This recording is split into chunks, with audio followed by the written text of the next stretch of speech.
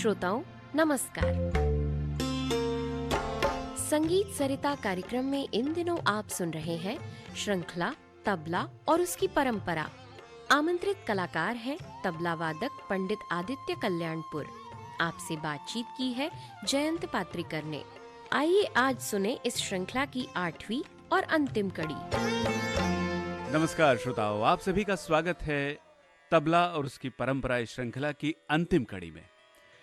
आदित्य जी, हमने अलग अलग तालों की बात की, मगर आज उनके लिए खास तौर से हमारे सुनने वालों में जो संगीत के विद्यार्थी हैं, जो तबला सीख रहे हैं, उनके बारे में कुछ बात करना चाहेंगे। उन्हें पहले तबले ने आकर्षित किया, उन्होंने तबला सीखना आरंभ किया।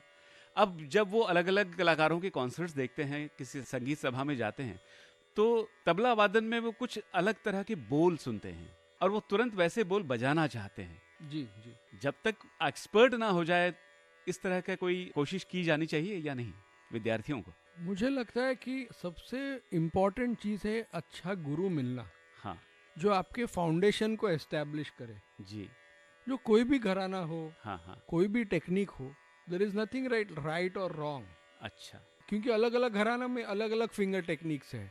हाँ तो हम लोग नहीं कह सकते कि ये गलत है, ये राइट है। लेकिन अगर स्पेसिफिक कॉम्पोजिशन कोई घराना का बजा रहे हो तो उसको उस तरह से बजाना चाहिए।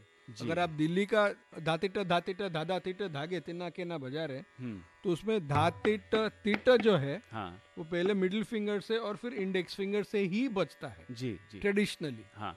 तो अगर दिल्ली की तालीम हो रही है तो दिल्ली का कॉम्पोजिशन दिल्ली फिंगर टेक्निक से ही बजाना चाहिए जी। उसको आप उल्टा रिवर्स करके तिटा बजाना या इंडेक्स फिंगर से करना। हाँ। अब पंजाब घराने में पहले इंडेक्स फिंगर से होता है जी। तो धातिट, लेकिन हम लोग धातिट कॉम्पोजिशन वैसे नहीं बजाते हैं। पंजाब घराने के कॉम्पोजिशंस में तिट उल्टा होता है। अच्छा। तो ये डिफरेंसेस जो है, हाँ।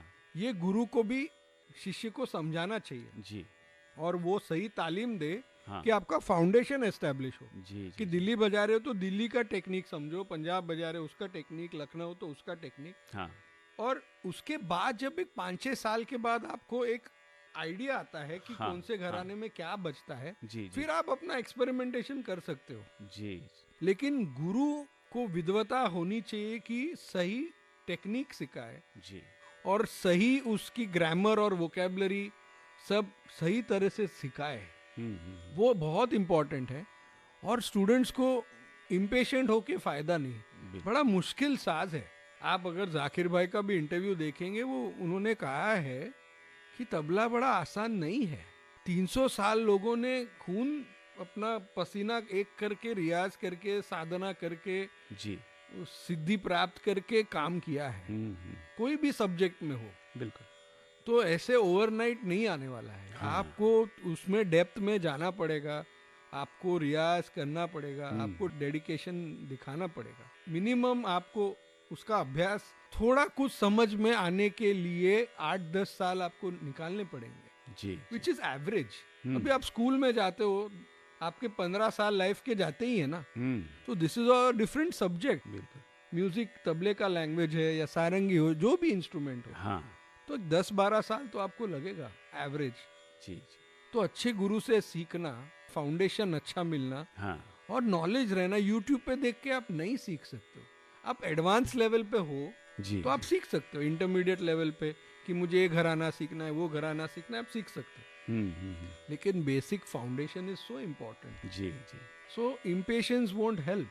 बिल्कुल। Slow down. I know everybody, आजकल ट्रेंड है कि सब 2 कायदे बजाया, सोशल मीडिया पे डाल दिया। हाँ। हमारे टाइम पे ऐसा नहीं था। यूट्यूब भी आने लगा था, लेकिन we were not in a rush. सीखना, सही सीखना, उसको समझना, प्रोसेस करना, उसका अभ्यास करना, उसकी साधना करना, फिर उसको कैसे अच्छे से पेश करे कि गुरु खुश हो जाए। हाँ। पहले उनको खुश करना था जी। एग्जाम वहां थी। हाँ। बाद में दुनिया, बाद में ऑडियंस तो बनाता है आर्टिस्ट। बिल्कुल। ऑडियंस का आशीर्वाद तो सबसे इम्पोर्टेंट। लेकिन गुरु की परमिशन तो मिले कि भाई आगे जाके बजाओ। हाँ। ऑडियंस के लिए बिल्कुल। तो थोड़ा सब्र इम्पोर्टेंट है। जो तबला के छात्र हैं, सीखने वाले हैं, उनके हाँ। लिए बहुत अच्छी बात आपने बताई है। जी। शास्त्रीय संगीत के अलावा उपशास्त्रीय संगीत में तबले का एक अलग आयाम देखने को मिलता है। बिल्कुल। आज उसके बारे में कुछ अगर आप देखेंगे फिल्म म्यूजिक और लाइट क्लासिकल म्यूजिक में बहुत बड़ा कंट्रीब्यूशन उस्ताद निजामुद्दीन खान साहब का रहा है। जी जी। उन्होंने एक अलग ही दिशा दी लाइट क्लासिकल के साथ संगत को, ऐसे उसमें उन्होंने बात पैदा की, ऐसा रंग, ऐसा सुकून और ऐसा उसमें कलर, रूहानियत जो बोलते हैं जी, उसमें पैदा की कि एकदम उनका बजाना और लाइट क्लासिकल एक हो गया जी। और हम सब उनसे इंस्पायर्ड हैं।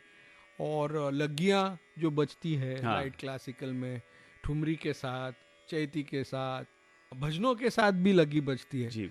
तो हर फॉर्म ऑफ म्यूजिक के साथ उन्होंने अपनी एक अलग ट्रेंड उन्होंने सेट किया। जी, तो हर तबला प्लेयर ने अपना एक अलग रोल बिल्कुल उनका है, कंट्रीब्यूशन, तो वो वी हैव टू रिस्पेक्ट बिल्कुल। दैट। और तबले के साथ साथ सारंगी की अहम भूमिका होती है उपशास्त्रीय संगीत में। जी दिलशाद खां साहब है बिल्कुल। तो ये भी इतने बड़े घराने से हैं। जी, उस्ताद सुल्तान खां साहब के नेव्यू भतीजे हैं जी। और बहुत बड़े बड़े कलाकारों के साथ उन्होंने बजाया है और खुद इतने अच्छे सोलो कॉन्सर्ट्स भी उनके होते रहते हैं जी, और वन ऑफ इंडियाज फाइनेस्ट सारंगी मैस्ट्रोज है वो। और उनको भी वैसे ही तालीम उनके घर से ही मिली है। वही है कि फाउंडेशन, सही गुरु मिलना और उसका फाउंडेशन को स्ट्रांग करना बहुत इम्पोर्टेंट है। तो हम लोग थोड़े लकी हो गए कि इतने बड़े बड़े अच्छे गुरु हमको मिल गए, तो वी फील वेरी ब्लेस्ड। हाँ हाँ।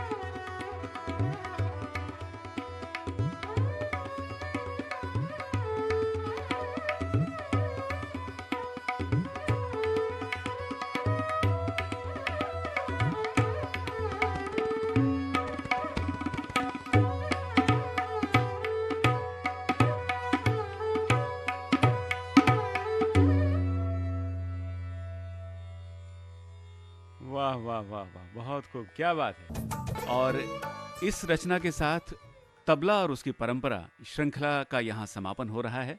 पंडित आदित्य कल्याणपुर और उस्ताद दिलशाद खां साहब, आप दोनों का विविध भारती की ओर से, विविध भारती परिवार की ओर से और तमाम सुनने वालों की ओर से हम आभार व्यक्त करते हैं।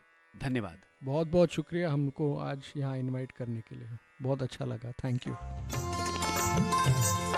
तबला और उसकी परंपरा, अभी आप सुन रहे थे इस श्रृंखला की 8वीं और अंतिम कड़ी। आमंत्रित कलाकार तबला वादक पंडित आदित्य कल्याणपुर। आपसे बातचीत की जयंत पात्रिकर ने।